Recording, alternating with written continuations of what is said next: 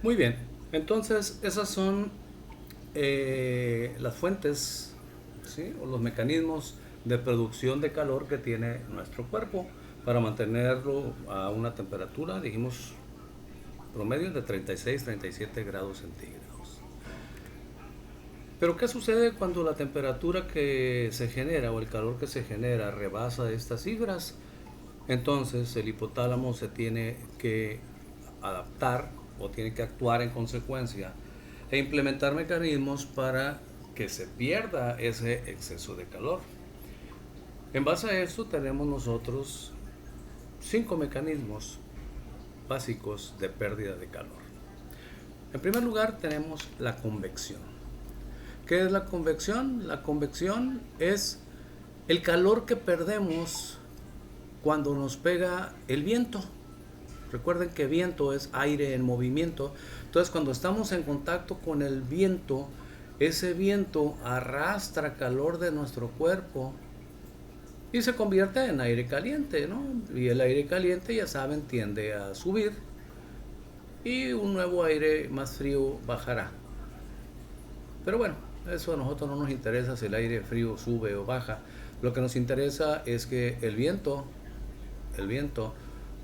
cuando pega en nuestro cuerpo, arrastra calor. Por eso es que cuando está haciendo calor y llegamos a nuestra casa, si prendemos el ventilador y nos ponemos enfrente del ventilador, tenemos una sensación de frescor, ¿no? Aunque muchas veces nos avienta el aire caliente, pero de cualquier manera nos sentimos más cómodos, porque incrementamos la pérdida de calor de nuestro cuerpo por convección. Entonces, convección, calor que se lleva el viento. Número 2, la radiación. Nuestro cuerpo libera calor en base a la vasodilatación o la vasoconstricción periférica que tengamos. Recuerden ustedes que la sangre es la que calienta el cuerpo. Entonces, si periféricamente, si a nivel de la piel, nosotros tenemos más vasodilatación, esto genera que se libere calor a la intemperie, al entorno. Y a eso se le llama radiación. Ese calor se libera al aire, se libera al entorno, no se transmite directamente a otra superficie. Por otro lado, si tenemos vasoconstricción, entonces se libera menos calor. Si tenemos una vasoconstricción periférica, habrá menos radiación.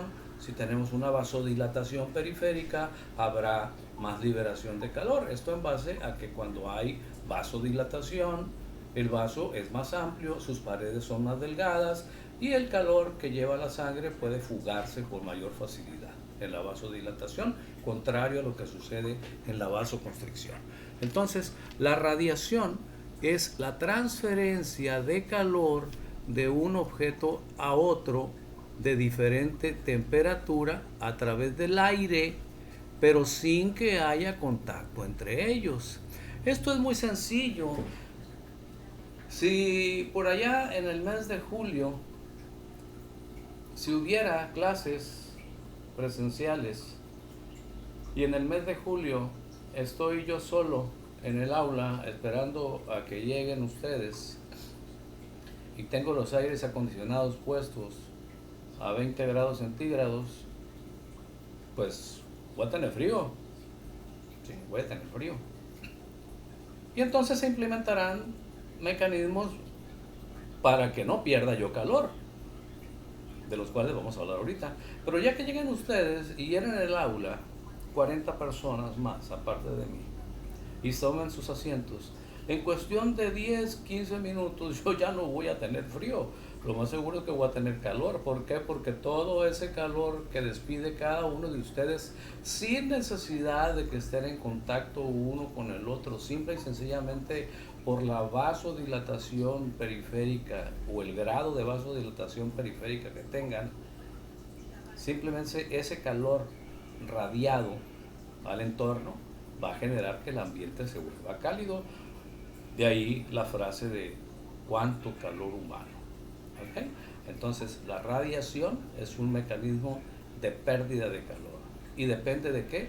depende de la vasodilatación periférica, no central, periférica. Tengan mucho en cuenta esto porque tiene mucho que ver con los mecanismos de generación de fiebre. Entonces llevamos dos mecanismos de pérdida de calor. Un tercero es la conducción. La conducción, como dice aquí, es el intercambio de calor entre objetos o personas de diferente temperatura que están en contacto unos con otros. Si yo abrazo a alguien, si yo abrazo a alguien y ese alguien tiene frío, bueno, por vía directa, por conducción, yo le transmito calor de mi cuerpo. Pero ahí ya hay contacto. Otro ejemplo más sencillo. Siéntense ustedes en una silla de metal, una silla con asiento de metal, que no sea una silla de tela, porque entonces no va a funcionar el experimento. Siéntense en una silla de metal o de madera. Siéntense y esténse sentados ahí, ¿qué les gusta? Media hora. Para esto toquen la silla antes de sentarse. Sientan qué temperatura tiene la silla y luego se sientan y sin hacer ninguna otra cosa más que sentarse. A la media hora se levantan y toquen la silla. ¿Cómo va a estar la silla? Va a estar calientita. ¿Y por qué va a estar calientita? Porque ustedes le transmitieron por conducción, le transmitieron calor. Le transmitieron calor. Entonces la conducción es el intercambio de calor entre objetos o personas. ¿Sí? La silla no nos va a transmitir calor a nosotros, a menos que la silla alguien le haya puesto fuego abajo y esté ardiendo, entonces sí, pero si no, nosotros somos los que le vamos a transmitir calor a la silla o a la persona a la cual estemos abrazando. Entonces a eso se le llama conducción y es otro mecanismo de pérdida de calor. ¿Sí? El transporte de calor de una persona a otra a través del contacto. El cuarto mecanismo de pérdida de calor pues es el sudor. Es el sudor, es la activación de las glándulas sudoríparas a través del hipotálamo por el sistema nervioso autónomo. Ese calor, a lo cual, o ese sudor, a lo cual llamamos transpiración, dependiendo del grado de humedad, esto es importante, dependiendo de la humedad que haya en el ambiente, ese sudor se evaporará. Entonces la evaporación es el calor del cuerpo que crea la transpiración y se elimina de la superficie corporal al cambiar del estado líquido al de vapor, es decir, la transpiración sale como sudor, pero al contacto con el entorno, al contacto con la atmósfera, si el grado de humedad es bajo, si el grado de humedad es bajo, inmediatamente se evaporará y se convertirá en gas. Pero si el grado de humedad es alto, recuerden que la humedad no es otra cosa que el vapor de agua o la concentración de vapor de agua que hay en el ambiente. Si en el ambiente hay mucha concentración de vapor de agua, esto va a inhibir la evaporación. Y entonces, ¿qué sucede? Si hay mucha humedad en el ambiente, sudamos, por supuesto que de todos modos sudamos, porque necesitamos perder ese calor, es decir, transpiramos, pero no evaporamos. Y entonces andamos ensopados en sudor. De ahí que la gente dice, aquí en Culiacán uno suda mucho porque es un calor muy húmedo, pero en Tucson o en Phoenix o en Mexicali es un calor seco, no sudas. Pues fíjense que sí, es decir, si las temperaturas son iguales, vamos a suponer que estamos a 48 grados aquí y a 48 en Phoenix, las temperaturas son iguales, pero la concentración de humedad es mucho menor allá, ¿sí? Allá tienen una concentración de humedad muy baja y aquí muy alta. Entonces, ¿qué pasa? Aquí, por la gran humedad que hay en el ambiente, nuestro sudor no se evapora y se queda como sudor y nos ensopa la ropa, mientras que allá en Phoenix o en Tucson o en Mexicali, pues para no pasarnos el muro sin visa, el calor es seco, como ellos dicen, porque hay muy poca humedad. Y entonces, ¿qué sucede? Al haber muy poca humedad, gota de sudor que sale, gota de sudor que se evapora y prácticamente no mojan la ropa porque la transpiración se convierte en gas rápidamente. ¿Ok? Por eso es que los atletas, por ejemplo, los fondistas, los corredores, se preocupan mucho, los maratonistas, los corredores de fondo, se preocupan mucho por la humedad que hay en el ambiente cuando van a correr, porque saben que si el ambiente está muy húmedo, va a ser más pesado para ellos. ¿Sí? Van a evaporar menos. Van a transpirar lo mismo que si estuvieran en cualquier lado, pero van a evaporar menos. Y la sensación que van a tener de calor va a ser mayor, porque el mismo sudor que escurre en su cuerpo, ¿sí?, el mismo sudor forma una capa que impide que la misma transpiración sea tan intensa como debe de ser, e incluso bloquea del mismo sudor los mecanismos de pérdida de calor por radiación. Entonces es muy importante, sobre todo cuando hacemos ejercicio, pues es muy importante el grado de humedad que haya. Pero bueno, la evaporación es un mecanismo de pérdida de calor.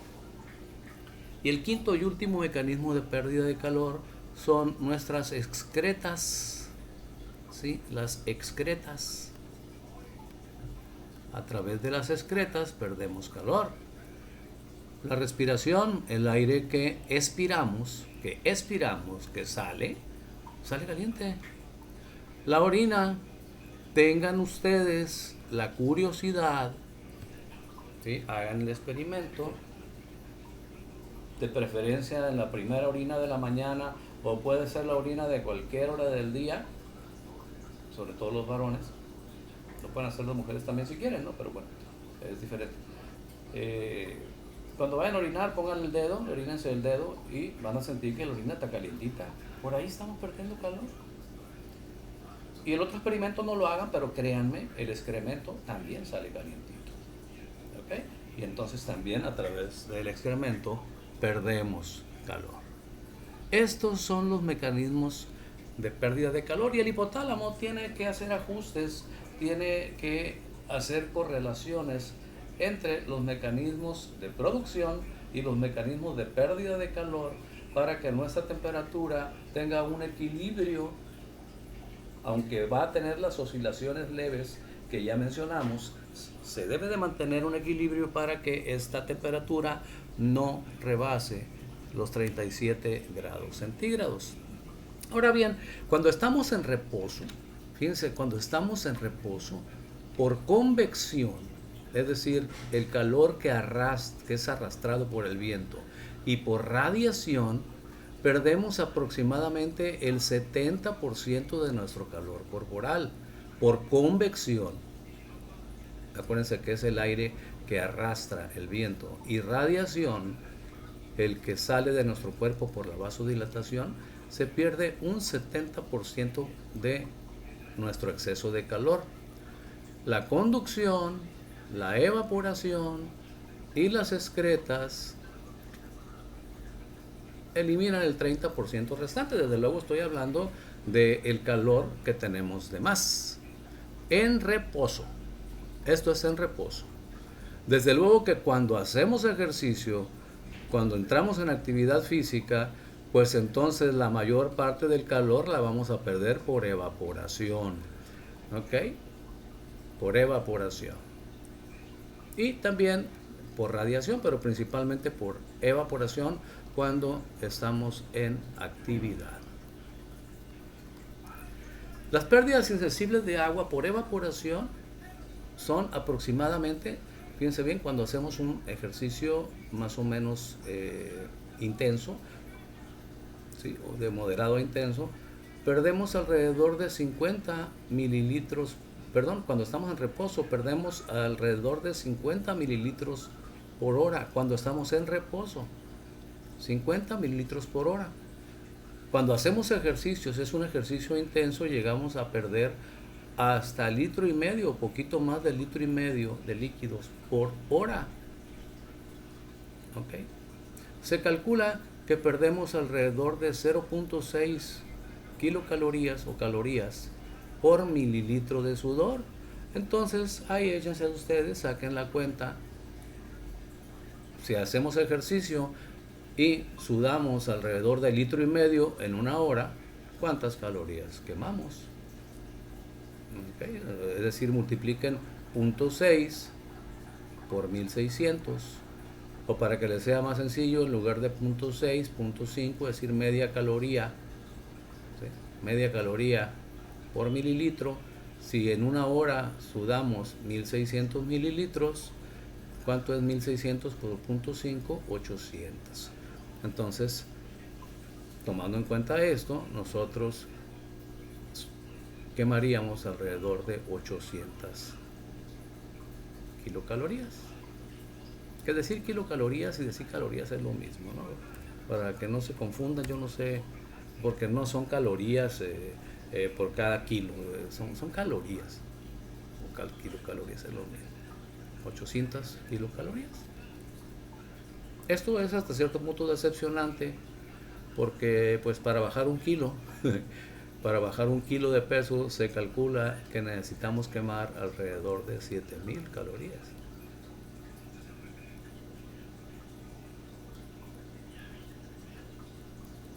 $7,000 calorías para bajar un kilo de peso. Si corremos o trotamos durante una hora, perderemos 800. Y si de aquí nos vamos a tomar cerveza, o nos vamos a tomar unos refrescos o una buena cena, ahí quedó nuestro ejercicio. ¿Ok? Bien. Les decía, cuando en el ambiente hay demasiada humedad, disminuye la evaporación. No es que no transpiremos, sí transpiramos, sudamos, pero no se evapora. Viceversa, ¿no? Cuando la humedad es baja, entonces el sudor rápidamente se evapora. Ok, ahora a continuación vamos en el siguiente video, ya se acabó, vamos a hablar de cómo el hipotálamo le hace para regular la temperatura, es decir, cómo le hace para que aunque esté muy frío allá afuera, nos mantengamos a 36 o 37 grados, o aunque esté ardiendo allá afuera, también nos mantenemos a 36 a 37 grados. El hipotálamo, la realidad, y ustedes se van a dar cuenta, le hace su luchita, pero muchas veces él solo no puede. No somos osos, no somos lobos. Ustedes ven a los osos en el polo norte, ustedes ven a los pingüinos en el polo sur, ustedes ven a los lobos en la tundra, ¿sí? A 20 grados bajo cero, y los ven que andan como si nada. Pues sí, pero ellos tienen una protección natural que nosotros no tenemos, que es el pelo, ¿sí? El pelaje. Pero de eso hablaremos en el siguiente video.